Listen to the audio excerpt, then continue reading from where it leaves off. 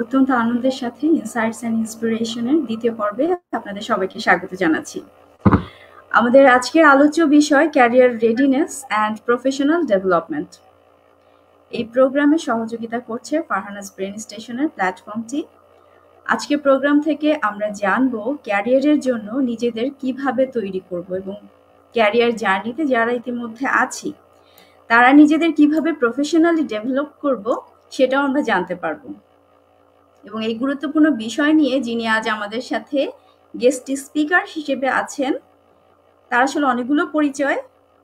তিনি একাধারে একজন প্রশিক্ষক, blogger, public speaker, creative content developer এবং তার অন্য পরিচয় হলো বাংলাদেশের স্কিল ডেভেলপমেন্ট ইনস্টিটিউটের executive director, global entrepreneurship network বাংলাদেশের ম্যানেজিং ডিরেক্টর, ডেফোডিল এডুকেশন নেটওয়ার্কের এক্সিকিউটিভ ডিরেক্টর এবং start and improve your business foundation Bangladesh এর vice president KM Hasan Ripon. ভাইয়া আসসালামু আলাইকুম। ইনসাইটস অ্যান্ড ইন্সপিরেশনের দ্বিতীয় পর্বে আপনাকে স্বাগত জানাচ্ছি। আপনি কেমন আছেন? ওয়ালাইকুম আসসালাম, আলহামদুলিল্লাহ ভালো আছি। ভাইয়ার অনেক লম্বা পরিচয়, অনেক কিছুর সাথে ভাইয়া জড়িত আছেন। ভাইয়া সম্পর্কে যদি আরেকটু বিস্তারিত জানতে পারতাম নিজের মুখে। হ্যাঁ, আপনি যা বলেছেন এটা অনেক বেশি বলেছেন। আমি আসলে প্রফেশনাল হিসেবেই নিজের আত্মপ্রকাশ করেছি 1998 সালে। তো খুব অল্প বয়স থেকে, কারণ আমার মনে আছে আমি আমার এসএসসির পর থেকে আমি একদিনও ঘরে বসিনি। আমি এসএসসির পর থেকেই আমি কাজ শুরু করেছি, অ্যান্ড গ্রাজুয়েশনের পরই আমি ফুল টাইম জব বা ফুল টাইম বিজনেস হোয়াটএভার যেটাই বলে, ব্যবসা চাকরি সব করেছি একসঙ্গে। বিকজ আমার এটা ছিল যে সময় কম, কাজ করতে হবে বেশি। আর এই জিনিসটা মাথায় ঢুকিয়ে দিয়েছিলেন আমার বাবা, যে সময় কম, কাজ করতে হবে বেশি। এবং এক্স্যাক্টলি এখন আমরা তাই দেখছি। এখন সময় তো আরো কম হয়ে গেছে, বিকজ এত বেশি সোশ্যাল মিডিয়া ডিস্ট্রাকশন। এখন তো সময় বলতে গেলে থাকেই না। ফেসবুকের একটা রিলস নিয়ে বসলে আপনার 2 ঘন্টা চলে যায়। হ্যাঁ, তো প্রফেশনালি জার্নি শুরু হয়েছে 1998 সাল থেকে, যেটা এখনো চলছে। অসংখ্য ন্যাশনাল ইন্টারন্যাশনাল অর্গানাইজেশনের সাথে কাজ করা হয়েছে, কাজ করছে এখনো। বাংলাদেশের 64টা ডিস্ট্রিক্ট আমি ট্রাভেল করেছি ইতিমধ্যেই, আলহামদুলিল্লাহ। 100-র উপরে বিশ্ববিদ্যালয়ে গিয়েছি, গত বছর পর্যন্ত গিয়েছি। এবছর আবার জানুয়ারির সম্ভবত 26 তারিখ থেকে শুরু হবে আবার ইউনিভার্সিটি ট্রাভেল আমার। 40টা দেশে গিয়েছি পৃথিবীর, যেখান থেকে অভিজ্ঞতা সঞ্চয় করেছি। আমার সম্বন্ধে যদি আপনি গুগলে যদি আমার নামটা লেখেন KM হাসান রিপন, তাহলে গুগলে আমার অনেক ইনফরমেশন পাওয়া যাবে। সো বাড়তি আর সময় আমার জন্য নষ্ট না করি। ভাই, আপনার সম্পর্কে জানলে কারো লস হবে না, অবশ্যই অন্যরা উপকৃত হবে আশা করছি। ভাইয়া, আজকে যেহেতু আমাদের টপিক ক্যারিয়ার রেডিনেস নিয়ে এবং প্রফেশনাল ডেভেলপমেন্ট নিয়ে, তো আমরা জানতে চাচ্ছিলাম যে আপনার দৃষ্টিতে ক্যারিয়ার রেডিনেসটা কি এবং বর্তমান জব মার্কেটে এর প্রয়োজনীয়তা কি, কেমন? ক্যারিয়ার রেডিনেস, ইনফ্যাক্ট আমি বলবো যে career readiness is a continuous journey. It never ends. But career readiness শব্দটা তখনই মিনিংফুল হয় যখন আপনার কাছে একটা টার্গেট আসে, যে কোনো target, any kind of target, but it should be measurable, মানে পরিমাপযোগ্য টার্গেট। অপরিমাপযোগ্য টার্গেট বলে কিছু নাই। ধরেন, কি টার্গেট হতে পারে এখন আপনার? আমি 10,000 টাকা ইনকাম করতে চাই মাসে, এটাকে টার্গেট। আমি 10টা দেশে ঘুরতে চাই, এটাকে টার্গেট। আমি বাংলাদেশের টপ অর্গানাইজেশনের একটা পজিশন এন্ট্রি করতে চাই, টপ অর্গানাইজেশনের একটা যে কোনো একটা ছোট পজিশনে এন্ট্রি করতে চাই, that is your target. So once you set your target, then automatically আপনার ভেতর থেকে রেডিনেস চলে আসবে, অটোমেটিক। এটা কিন্তু আপনার কাগজে কলমে বইতে পড়াশোনা করে আসে না। আনলেস অ্যান্ড আনটিল আপনি একটা টার্গেট সেট করেন। সো আমার কাছে মনে হয় ক্যারিয়ার রেডিনেস একটা কন্টিনিউয়াস জার্নি, আর এটা শুরুই হয় আপনার টার্গেট থেকে। যেমন আমি আমার লাইফের ফার্স্ট টার্গেট করেছিলাম যে আমি এসএসসির পর আমি নিজে ইনকাম করব, আর সেই ইনকামের টাকা দিয়ে আমি আমার মাকে একটা শাড়ি কিনে দিব। That was my target, that was my initial target in my career. And ওইটা করার জন্য আমার বড় ভাইদের কাছে বলতে হয়েছে আমার একটা টিউশনি করে দাও না, জোগাড় করে দাও না, অথবা ফটো স্ট্যাটের দোকান আছে না, ফটো স্ট্যাটের দোকানে গিয়ে আমি বলেছি যে ভাই আমার বিকেল বেলার সময় আছে, আমি চাইলে কিন্তু আপনার এক্সেলে বা এমএস ওয়ার্ডে আমি কিন্তু কাজ করতে পারবো চাইলে। দ্যাট ওয়াজ দ্য টার্গেট যে আমি ইনকাম করতে চাই and I want to buy sari for my mother. That was the target. And I got my first paycheck, 2,500 taka, and I bought one shari for my mother and I gave it to her. So my first target was, alhamdulillah, successfully accomplished. And then my next target, and today I also set a new target. এই আজকে 2024 সালের 13 জানুয়ারি আজকে আমার একটা target set হয়েছে। So every day it's readiness. But আমি আরো elaborate আলোচনা করব, দেখি আপনার প্রশ্নে আসে কিনা। বাট আমি আশা করি বোঝাতে পেরেছি যে হোয়াট ইজ ক্যারিয়ার রেডিনেস। অবশ্যই আশা করছি আমাদেরকে যারা শুনছেন তারাও বুঝতে পারবেন যে ক্যারিয়ার রেডিনেসটা কি, এবং বর্তমান সময়ে জব মার্কেটে ক্যারিয়ার রেডিনেসের প্রয়োজনীয়তাটা কিভাবে আপনি ব্যাখ্যা করবেন? ক্যারিয়ার রেডিনেসের প্রয়োজনীয়তা তো সবসময় ছিল। ওই যে আমি বললাম, রেডিনেসের প্রয়োজনীয়তা নির্ভর করবে আপনার টার্গেট কি। ফর এক্সাম্পল, আমরা অনেক সময় হয় কি, আমরা তো মানুষ, তো আমাদের ব্রেন সব সময় চায় আমাকে একটা সেফ জোনে রাখতে, সেফ নিরাপদ একটা জায়গায় আমাকে রাখতে। তো আমার সবচেয়ে নিরাপদ জায়গা কোনটা? আমার ঘরের বিছানা। সো আমার ব্রেন বলে যে সারাদিন তুই বিছানায় শুয়ে থাক, বিকজ ব্রেন চায় যেন আপনার বডি খুব একটা আনসেফ জোনে না যায়। আনসেফ জোন মানে কি? ঘুম থেকে ওঠো, উঠে বাইরে যাও, রাস্তায় হাঁটো, বড় বড় চ্যালেঞ্জিং জব করো, এটা ব্রেন চায় না। বাইক বর্ন ব্রেন আপনাকে সেভ করতে চায়। আপনি যত বেশি আরাম চায়, ও আপনাকে একদম চাইবে যে আপনি বিছানায় শুয়ে থাকেন। সো প্রয়োজনীয়তা ডিপেন্ড করবে আসলে আপনার আদৌ, যেমন আপনার বাবা যদি এখন আপনাকে বলে যে ডোন্ট ওয়ারি, তুই পড়ে যা, তোর টাকা দেওয়ার জন্য তো আমি আছি, তাহলে এটা একটা আপনার ব্রেন চিন্তা করবে, আরে সেফ জোন তো পেয়ে গেছি, বাবা আর লাগবে কেন। মা বললো যে ডোন্ট ওয়ারি, তুই চিন্তা করিস না, সকালের ব্রেকফাস্ট, দুপুরের ভাত আর রাতের ডিনার আমি দিচ্ছি রান্না করে দেবো। So you will become another safe zone. এই দুইটা জিনিস যিনি মানে গর্ব করে এবং বুকে সাহস নিয়ে বলতে পারবে, বাবা তোমার পকেট মানি তুমি জমাও, যেটা তুমি আমাকে দেবে তুমি জমাও, কোনো একদিন আমার কাজে আসবে, বাট এখন আমাকে তুমি একটু আর্ন করার সুযোগ দাও। I want two earn, I want two struggle. মাকে যদি বলে যে মা তুমি ভাত রান্না করেছো, তুমি আমার হয়ে দুজন দরিদ্র মানুষকে খাইয়ে দাও, বাট আমাকে আমার ডিনার, আমার লাঞ্চটা আর্ন করতে দাও। যারা খুব প্রিভিলেজ, যার বাবা আছে, মা আছে, দে আর ভেরি প্রিভিলেজ, বিকজ তার কোনো চিন্তা নাই। অতএব তিনি যদি এটাকে একটা ইনভেস্টমেন্ট হিসেবে চিন্তা করে, তিনি যদি বাইরে মুভ করে, যদি তার প্রয়োজনীয়তা সে বোধ করে যে হ্যাঁ আমার প্রয়োজন আছে নিজেকে এস্টাবলিশ করার, তাহলেই তিনি রেডিনেস খুঁজে পাবেন। বাট অধিকাংশ ক্ষেত্রে আমরা কমফোর্ট জোনে চলে যাই। হ্যাঁ, আমাকে দেখে আপনার মনে হচ্ছে যে এই ভদ্রলোক একটা এসি রুমের মধ্যে বসে আছে, পেছনে তার অনেকগুলো অ্যাওয়ার্ডস, প্রায় 1000-এর উপরে অ্যাওয়ার্ডস আমি পেয়েছি আলহামদুলিল্লাহ। এসি রুম, স্যুট পরা, একদম হোয়াইট শার্ট পরা এক ভদ্রলোক বসে আছে।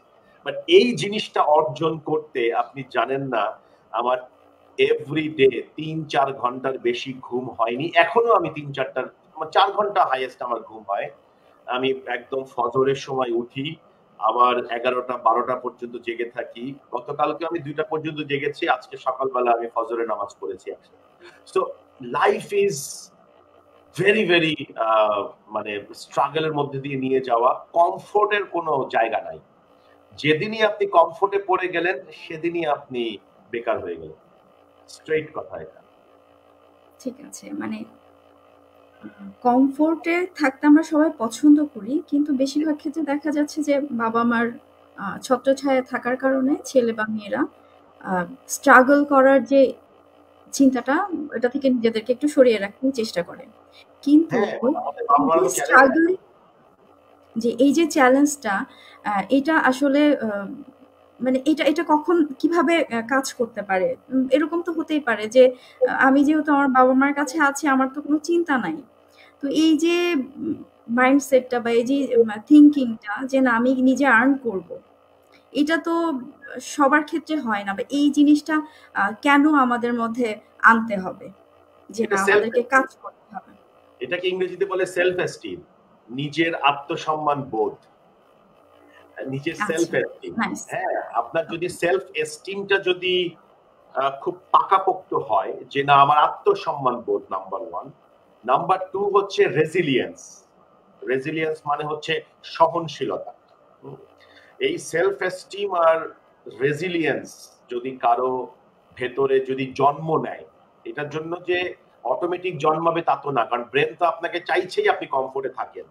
সো এটা ব্রেনের সঙ্গে তো যুদ্ধ, একটা তো ব্রেনের সঙ্গে যুদ্ধ। সো আমি যদি নিজেকে যুদ্ধ করতে পারি যে no I have to earn, I have to set target, সেটা যে কোনো কিছু হোক, মানে আমি বলছি না যে বড় বড় টার্গেট, ছোট্ট একটা টার্গেট করেন না আপনি। আজকেই যে কোনো একটা গার্ডিয়ানকে কনভিন্স করেন যেন তিনি তার ছেলেকে আপনার কাছে পড়তে দেয়। আপনি এই টার্গেটটাই করেন না যে আমার আমার আমার অ্যাপার্টমেন্টের যেই বাচ্চাটা বর্তমানে আছে আমি তাকে পড়িয়ে ফার্স্ট বানাবো। So that can be your one target. And also এটা আপনার ক্যারিয়ারের সাথে কানেক্টেড হয়ে যেতে পারে। আপনি ওই বাচ্চাকে পড়িয়ে আপনি কনভিন্সিং পাওয়ার অর্জন করতে পারেন। ওই বাচ্চাকে পড়ালে আপনার কমিউনিকেশন স্ট্রং হয়ে যেতে পারে।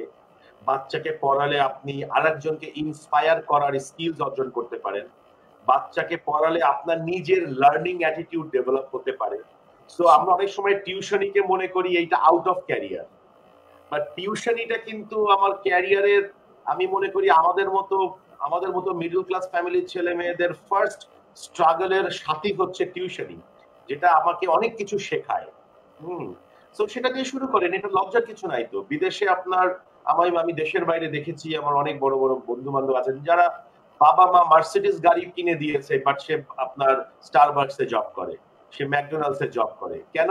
ওই সেলফ এস্টিম এবং সেলফ রেজিলিয়েন্সের কারণে, যে ঢাকায় আমার বাবা কোটিপতি, কোনো সমস্যা নাই, বাট এখানে আমার বন্ধুদের দেখাতে হবে যে আমি কাজ করি।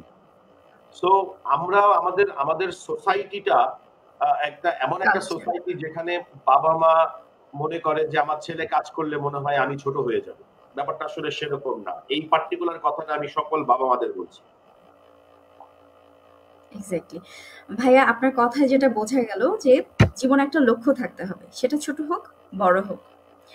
লক্ষ্য ধরে চলতে গেলে আমরা লাইফে অনেক ধরনের স্কিল ডেভেলপ, এটা অটো হয়ে যাবে একটা সময়। ছোট ছোট লক্ষ্যগুলো যখন আমরা পূরণ করতে যাব, যেমন আপনি বললেন যে আমি যদি একটা গার্ডিয়ানকে ম্যানেজ করতে পারি যে তার বাচ্চাটাকে আমি পড়াবো, তার মানে হচ্ছে যে আমি কমিউনিকেশন স্কিল থেকে শুরু করে আরো বেশ কিছু স্কিলও আমার ডেভেলপ হয়ে গেল। তো তার মানে হচ্ছে আমাদের স্কিলগুলো ডেভেলপ হয়ে যাচ্ছে। এবং এই যে স্কিল ডেভেলপ, এটা তো আমাদেরকে হয়ে যাচ্ছে না, মানে আপনি বুঝতে পারছেন যে এই দক্ষতাগুলো আমার লাগবে, তখন আপনি অটোমেটিক্যালি অর্জন করার চেষ্টা করবেন। ওইটার উপর আমি কাজ করতে থাকবো যে না আমাকে আমি তো এই জায়গাটাতে উইক আছি, এই জায়গাটাতে আমাকে কাজ করতে হবে, ডেভেলপ করতে হবে। তো ক্যারিয়ারের ক্ষেত্রে তো আমাদের আসলে স্কিল এরকম লার্নিং হচ্ছে। কন্টিনিউয়াস লার্নিং বা প্রফেশনাল ডেভেলপমেন্টে যে আপ স্কিলের যে গুরুত্ব, এটাকে আপনি কিভাবে বলবেন? ওয়েল,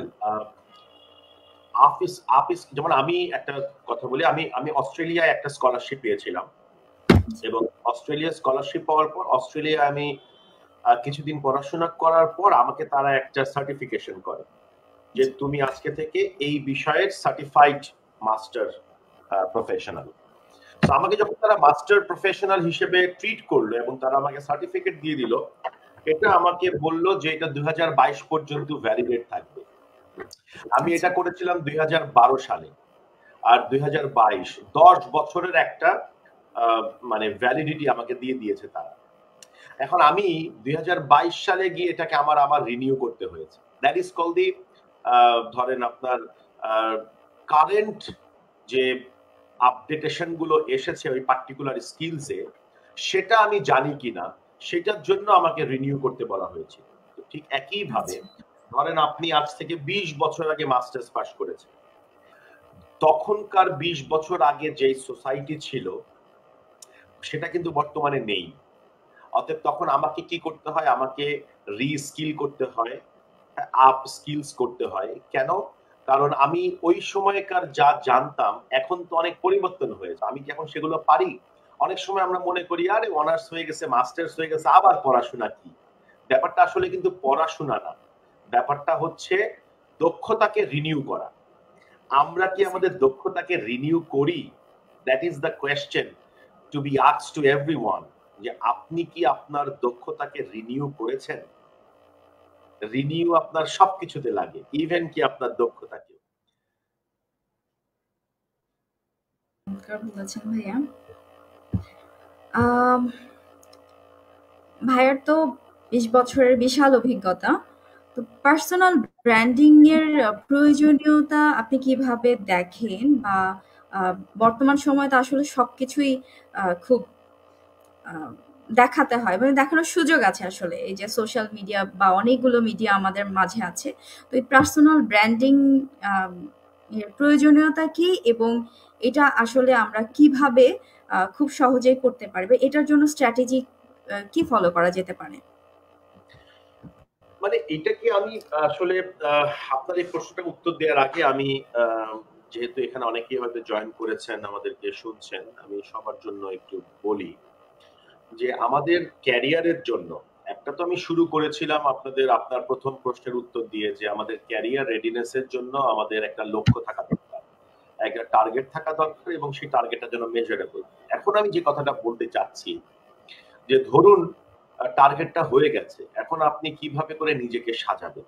আমার দৃষ্টিতে যে কোনো মানুষের বা যে কোনো প্রফেশনের, যেখানে আপনি কাজ করতে চান, আপনাকে 12টা জায়গায় চিন্তা করতে হবে। 12টা জায়গা কি? 12টা জায়গা হচ্ছে, প্রথম যে 12টার 1 নাম্বার যেটা, সেটা হচ্ছে আত্মমূল্যায়ন করা, সেলফ অ্যাসেসমেন্ট। সেলফ অ্যাসেসমেন্ট মানে কি? সেলফ অ্যাসেসমেন্ট মানে হচ্ছে যে কোন দক্ষতা আপনার নাই যেটা অর্জন করা প্রয়োজন, কোন দক্ষতা আছে কিন্তু আপডেটেড না। এইটা যদি আপনি অনেস্ট ওয়েতে, আপনি যদি নিজের রুমে একা বসে, যেমন আপনি যদি আমাকে বলেন যে আপনার উইকনেস কি, আমি আপনাকে বলবো আমার তেমন কোনো উইকনেস নাই। কিন্তু আমি যদি একা একা ঘরের মধ্যে দরজা জানালা বন্ধ করে আমি যদি নিজেকে আবার সেই প্রশ্নটা করি যে আপনার রিপন তোমার উইকনেস কি, আমি প্রায় 10টা উইকনেস বলবো, যে আমার, যেটা আমি পাবলিকলি বলবো না, কিন্তু আমি ব্যক্তিগতভাবে জানি আমার উইকনেস কি। তো ঠিক একইভাবে এটাকে বলে 12টার প্রথমটা হচ্ছে সেলফ অ্যাসেসমেন্ট, যে কোন দক্ষতা আপনার রিনিউ করতে হবে অথবা কোন দক্ষতা আপনার অর্জন করতে হবে, সেটা আপনাকে আগে নির্ধারণ করতে হবে ওই পার্টিকুলার কাজ করার আগে। যেমন আপনি উপস্থাপনা করছেন, এখন আপনি জানেন উপস্থাপনার জন্য কোন দক্ষতা আপনার রিনিউ করতে হবে, কোন দক্ষতা আপনার অর্জন করতে হবে। যদি এই দুইটা না করেন তাহলে আপনি ভালো উপস্থাপনা, বা আমি জানি আপনি জানেন কিনা জানি না, আমি আমার নিজের ক্যারিয়ারও কিন্তু মডারেশন দিয়ে শুরু করেছিলাম, এন্ড আমি মডারেশন করে আর্ন করেছি বাংলাদেশে, মডারেশন করে আর্ন করেছি। আপনি জানেন বাংলাদেশ না, সারা পৃথিবীতে হাজার হাজার dollar, lakh lakh dollar earn করে শুধু এই মডারেশন করে। ঠিক আছে? So self assessment. নাম্বার 2, ক্যারিয়ারের target setting. Where are you and where do you want to go?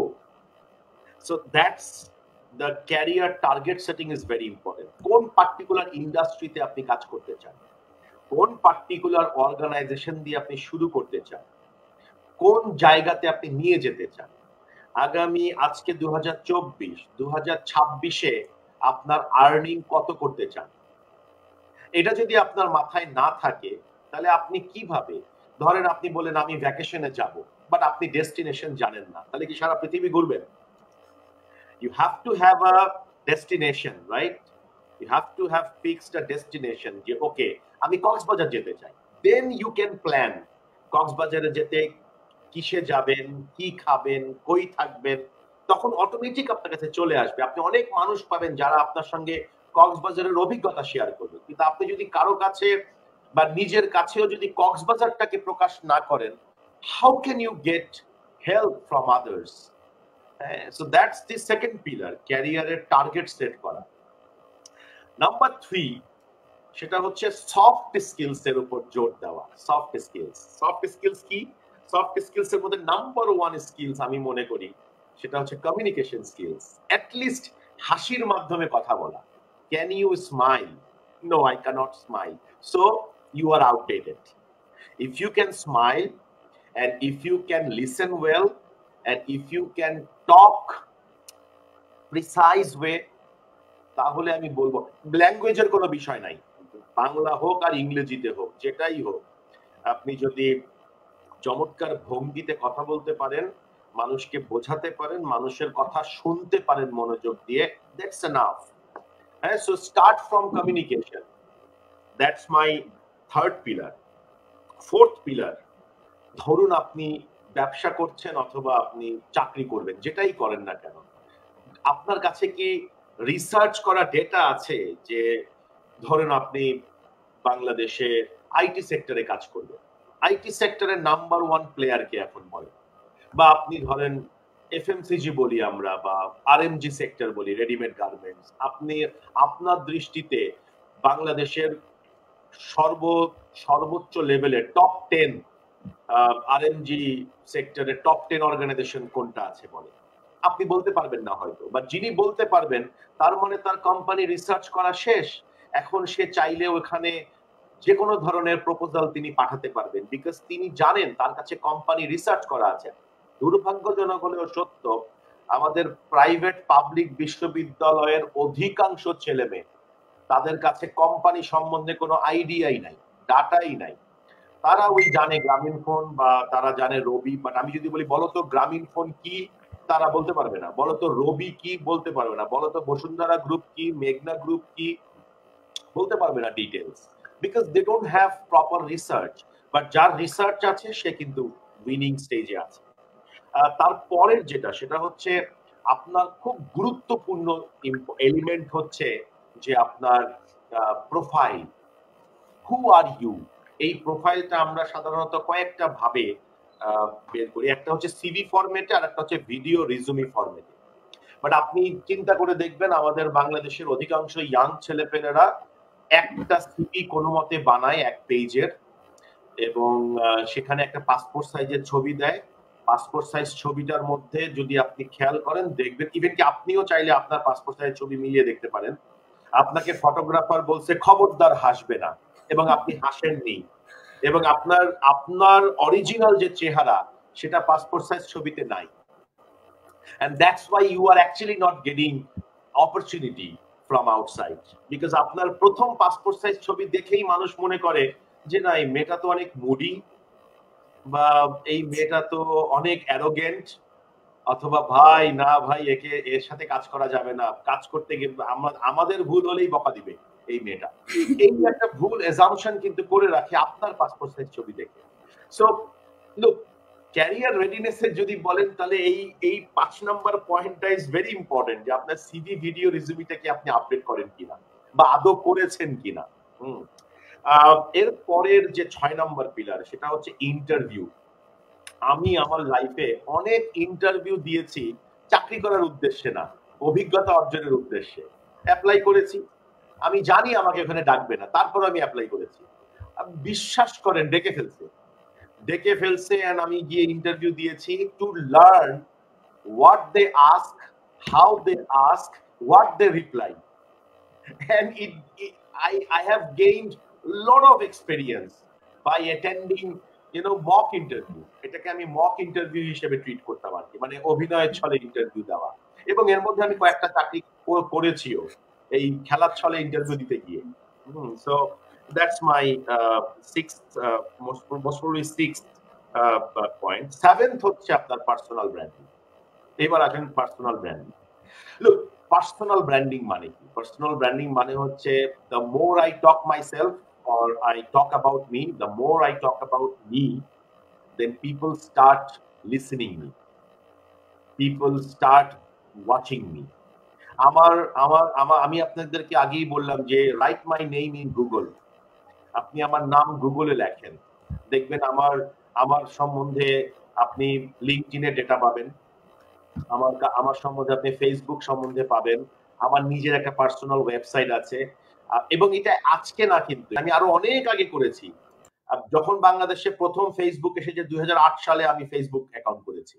LinkedIn এসেছে, আমি করেছি। 2009 সালে আমি আমার ফার্স্ট ভিডিও করেছি ইউটিউবে। হ্যাঁ, তখন অনেক কষ্ট করে ভিডিও আপলোড করতে হতো। So personal branding is very very important.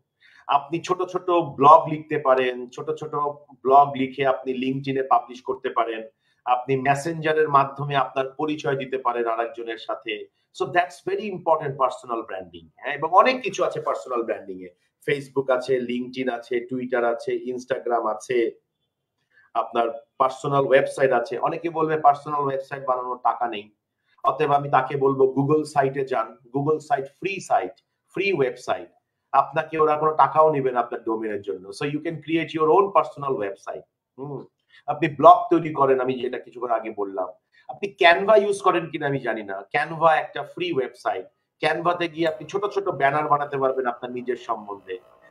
পিক্টো chart নামে একটা আছে ওয়েবসাইট। পিক্টো চার্টে গিয়ে আপনি আপনার নিজের ইনফোগ্রাফিক ভিডিও রিজুমি বানাতে পারবেন। সো আপনার কাছে এরকম স্মার্টফোন আছে, এই স্মার্টফোন দিয়ে আপনি এরকম ধরে ধরে আপনার নিজের সম্বন্ধে বলতে পারেন যে hi, this is Nahid Akhtar and I am your host for today's webinar. Hope you will like our show and please comment me on your feedback. দিয়ে দেন and upload it in LinkedIn, upload it in Facebook, upload it in Twitter, upload it in YouTube, so that Google can identify you, Google can recognize you. মনে রাখবেন, যে কোনো interviewer আপনাকে দেখার আগে প্রথমে আপনাকে গুগলে দেখে, যে দেখি তো এর সম্বন্ধে গুগল কি বলে, ছেলেটা ভালো না ছেলেটা খারাপ। So try to increase your online presence. Personal branding মানেই হচ্ছে আপনার অনলাইন প্রেজেন্স। অনেকে এটাকে নেগেটিভলি নেয়, বাট আমি মনে করি পজিটিভলি নেওয়া উচিত। এর পরের যে পিলার পার্সোনাল ব্র্যান্ডিং, সেটা হচ্ছে networking. Networking is very important. How many people know you, how many people you know. কতজন মানুষকে আপনি চেনেন, তার মধ্য থেকে কতজন মানুষ আপনাকে বাই নেমে চেনে, দ্যাট ইজ কল্ড নেটওয়ার্ক। আর যার নেটওয়ার্ক যত বড়, সে তত ধনী। ধনী ইন টার্মস অফ নট মানি, ধনী ইন টার্মস অফ তার সাহসের দিক থেকে সে ধনী। হ্যাঁ, কারণ আপনার পেছনে যদি 10 জন লোককে আপনি চেনেন, তাহলে দেখবেন আপনি রাস্তা দিয়ে চলতে ভয় পাবেন না মোটেও। কারণ আপনি জানেন যে ওইখানে রিপন ভাই আছে, ওইখানে জামান ভাই আছে, ওখানে কালাম ভাই আছে। So I have lots of brothers.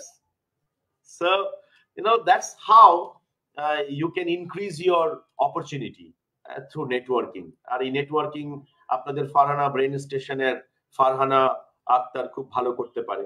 So I believe ফারহানাও can teach you how to increase your network. And then finally আসে time management, problem solving and continuous learning. এই 12টা পিলার আমি আপনাদের সামনে উপস্থাপন করলাম। That's very important, and that's not a job of one day. That's the job of your life. Every day, every year আপনাকে এই কাজগুলো করতে হবে। অনেক বড় করে ফেলেছি, বাট আই থিংক যে পার্টিকুলার এই পার্টটা খুবই গুরুত্বপূর্ণ কথা বলেছেন এবং এত চমৎকার করে বলেছেন। আর আপনার কথা এবং আপনার বইও আমি পড়ছিলাম, মোটিভেশন চলে আসে, মনে হয় যেন এখনই করতে হবে, এরকম একটা তাগিদ চলে আসে। অনেক কিছু জানতে পারলাম আপনার কথা থেকে। ভাইয়ার এমপ্লয়েবিলিটি বই নিয়ে কিছু যদি বলতে চান, এবং আপনি এমপ্লয়েবিলিটি নিয়ে বেশ কাজ করছেন। আপনার সম্ভবত 13 তারিখে একটা ওয়েবিনার আছে, এটা নিয়ে যদি কিছু বলতে চান একটু। রাইট, এমপ্লয়েবিলিটি আমি আসলে শুরু করি 2015 সালে। আমাদের বাংলাদেশে এমপ্লয়েবিলিটি ওয়ার্ডটা খুব একটা পরিচিত ছিল না, বাট আমি চেষ্টা করছি এমপ্লয়েবিলিটি শব্দটা সবার মগজে ঢুকিয়ে দেওয়ার জন্য। মানে এমপ্লয়াবিলিটি মানে হচ্ছে এমপ্লয়েবল, মানে আপনি এমপ্লয় হবার যোগ্য।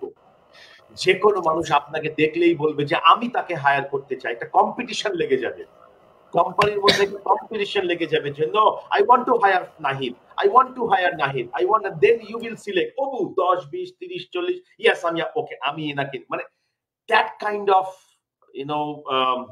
কি বলবো, যে একটা পাওয়ার আপনার ভেতরে থাকবে, এন্ড ওই পাওয়ারটার নাম হচ্ছে এমপ্লয়াবিলিটি। হ্যাঁ, যে আপনাকে আপনাকে লিঙ্কডইনে খুঁজে পাওয়া যায় একজন পজিটিভ পার্সোনালিটি হিসেবে, আপনাকে ফেসবুকে খুঁজে পাওয়া যায় একটা পজিটিভ পার্সোনালিটি হিসেবে, আপনাকে ইউটিউবে দেখা যায় যেখানে আপনি ওপেনলি মন থেকে মানুষের সাথে আপনার স্কিলস শেয়ার করেন, আপনার আপনার হাসি দেখা যায় আপনার নিজের পার্সোনাল ওয়েবসাইটের ব্লগে, আপনাকে আপনাকে আপনাকে বিভিন্ন ওয়ার্কশপ সেমিনারে দেখা যায় এনথুজিয়াস্টিক পার্টিসিপেন্ট হিসেবে, আপনাকে আপনাকে যখন বলা হয় যে দেখি আপনি এক প্যারা লিখে দেন তো আপনি চমৎকার ভাবে লিখতে পারেন, আপনাকে যদি বলা হয় দেখি একটা লাইন বলেন তো মাইকের সামনে, চমৎকার ভঙ্গিতে মাইক ধরে আপনি কথা বলতে পারেন, আপনার কথা মানুষ মনোমুগ্ধকর হয়ে শুনছে। That's all about employability. আর এই এমপ্লয়াবিলিটিটা নিয়ে আমি এই 2020 সালে এই বইটা লিখেছিলাম আর কি। এটা এখন পর্যন্ত বেস্ট সেলার বই বলছে আমার প্রকাশক, অদম্য প্রকাশ এটা প্রকাশ করেছে। এখানেও 12টা চ্যাপ্টার আছে, এই যে 12টা বিষয় আমি আপনাদের সামনে নিয়ে আসলাম, 12টা চ্যাপ্টার। বাট আমি বলি যে আমার এই এমপ্লয়াবিলিটি বইটা it's not a book for one night, মানে এই বইটাকে আপনি এক রাতে পড়তে পারবেন না এবং এটা পড়া ঠিকও হবে না। এখানে 12টা চ্যাপ্টার আছে, এই 12টা চ্যাপ্টারের প্রত্যেকটা চ্যাপ্টারকে আপনার 7 দিন সময় দিতে হবে, বিকজ এখানে প্রত্যেকটা চ্যাপ্টারের শেষে কিছু অ্যাসাইনমেন্ট আছে। সো আমি বলি যে এই বইটা 3 মাস ধরে পড়তে হবে, প্লাস সাথে সাথে কাজ করতে হবে। সো এমপ্লয়াবিলিটি যখন কারোর ভেতরে ইনজেক্ট হয়, সে চাকরি করুক আর ব্যবসা করুক, যিনি ব্যবসা করবে তাকে মানুষ বলবে যে আমি আপনার ব্যবসায় বিনিয়োগ করতে চাই, আমি মারামারি লেগে যাবে যে কে কার কাছ থেকে আপনি আপনার ফান্ডিং নেবেন। So that sort of strength আমাদের দরকার, যেটা আমরা বিদেশিদের মাঝে দেখতে পাই। দেখবেন আপনি যখন কোনো বিদেশি ওয়েস্টার্ন কান্ট্রির কারোর সাথে যখন আপনি এরকম মিটিং এ বসবেন, তিনি যখন আপনাকে প্রথমেই হ্যালো বলবে, কিভাবে হ্যালো বলে জানেন? আপনি কখনো ফেস করেছেন? আপনি দেখবেন সঙ্গে সঙ্গে hi, how are you, nice to see you Nahid Akhtar, আপনাকে এইভাবে আপনিও না বাধ্য হয়ে আসবেন, বাধ্য হয়ে আপনি হাসবেন, yes yes yes, I am good, I am good, I am good, how are you, oh fantastic, I am very well, oh tell me about yourself, খুব চমৎকার ভাবে বলবে। That sort of personality we need. That's why I wrote this book. এটা করোনার সময় আমি লেখা শুরু করেছিলাম, বাট এর পেছনে ছোট্ট একটা ইন্টারেস্টিং স্টোরি আছে, যে একটা ছেলে আমাকে ফেসবুকে বলেছে যে আমি 6 মাস ধরে বেকার, খেতে পারছি না, কাউকে খাওয়াতেও পারছি না। আমি বললাম যে ঠিক আছে, তা তোমাকে আমি একটা গুগল মিটের লিংক দিচ্ছি, তুমি জয়েন করো। এন্ড দেন ও গুগল মিটের লিংকে জয়েন করলো। আমি ওর সঙ্গে প্রায় 3 মাস ছিলাম গুগল মিটে, প্রতি সপ্তাহে আমরা বসতাম। এন্ড বসতে বসতে একদিন আমাকে ফোন করে বলে যে স্যার আমি জব পেয়েছি, স্যার আমি জব পেয়েছি, আমি এত টাকা স্যালারি পাই। আমার কাছে মনে হলো যে আমি তো তেমন কিছু করি নেই, শুধু ওকে আমি অ্যাডভাইস করেছি কিছু কিছু কাজ করবার জন্য, এবং ও খুব মনোযোগী হয়ে কাজগুলো করে দিয়েছে। এই করতে গিয়ে আমি প্রায় 450 ছেলে মেয়েকে আমি অনলাইনে গাইড করলাম। সো গাইড করে দেখলাম যে নো, একটা মডেল হয়ে গেছে। দেন সেই মডেলটাকে আমি করোনার সময় বই আকারে প্রকাশ করেছেন। হ্যাঁ, সো থ্যাংক ইউ। আর প্রতি বছরের শুরুতেই আমি একটা ওয়েবিনার করি, এই বছরও করব, এবার একটু দেরি হয়ে গেছে, জাতীয় ইলেকশন ছিল, তো এবছরের জানুয়ারি 13 তারিখে আমার একটা ফ্রি ওয়েবিনার আছে, এবং সেখানেও আমি একইভাবে গ্রুমিং করব। এই ওয়েবিনারের পর আবার 3 মাসের একটা কাজ দিব সব পার্টিসিপেন্টদেরকে, দেখি কি ইমপ্রুভ হয়। Thank you for asking this. অনেকেই উপকৃত হবে, অনেকেই এমপ্লয়াবিলিটি সম্পর্কে জানতে পারবে এবং সেটা নিজেদের জীবনেও চর্চা করবে। এবং আমাদের আজকের লাইভ যারা শুনছেন, তারা আশা করছি তাদের অনেক প্রশ্নের জবাব তারা পেয়ে যাচ্ছেন অলরেডি, এবং তারা অবশ্যই উপকৃত হবেন সেই প্রত্যাশা আমরা করছি। ভাইয়া, আমাদের ফারহানাস ব্রেন স্টেশন নিয়ে কিছু যদি বলতে চান। ফারহানা ব্রেন স্টেশন সঙ্গে আমি অনেকদিন ধরেই পরিচিত, সেই করোনার সময় থেকে আমি ফারহানা ব্রেন স্টেশনকে চিনি। আর ফারহানা ব্রেন স্টেশনে আমি এর আগেও অনেকবার ওয়েবিনার করেছি। It's a fantastic platform. And সত্যি কথা বলতে এমপ্লয়াবিলিটি যেটা বললাম, এমপ্লয়াবিলিটির almost everything I find in Farhana. হ্যাঁ, বিকজ ফারহানা, আপনি একটা জিনিস চিন্তা করবেন, আমিও ব্যক্তিগতভাবে বিশ্বাস করি, মানুষের জন্য কাজ যে করে তার কোনো ধরনের কোনো ক্ষতি হয় না যে মানুষের জন্য কাজ করবে। কারণ মানুষ তো আল্লাহর সৃষ্টি, আর আপনি যখন আল্লাহর সৃষ্টিকে ভালোবাসবেন তখন আল্লাহ আপনাকে ভালোবাসবে। আর আপনাকে যদি আল্লাহ একবার ভালোবাসা শুরু করে, আপনি তো মানে আপনি তো কোনো কিছু রাখতে পারবেন না। সো ফারহানা ইজ ডুইং একদম exactly the same thing. He is working for the young people of our country. আমাদের বাংলাদেশ অত্যন্ত, আমি মনে করবো যে দেখেন, মানে আমাদের বাংলাদেশের মতো দেশ তো হয় না পৃথিবীতে। আর সেখানকার মানুষগুলো যদি একটু গাইডলাইন পায়, তারা পৃথিবী জয় করতে পারে। আমাদের বাংলাদেশের মানুষকে আমি জানি না আপনি কোন কোন জায়গায় গিয়েছেন, বাট আমি সৌদি আরবে দেখেছি কি চমৎকার কাজ করছে বাংলাদেশিরা।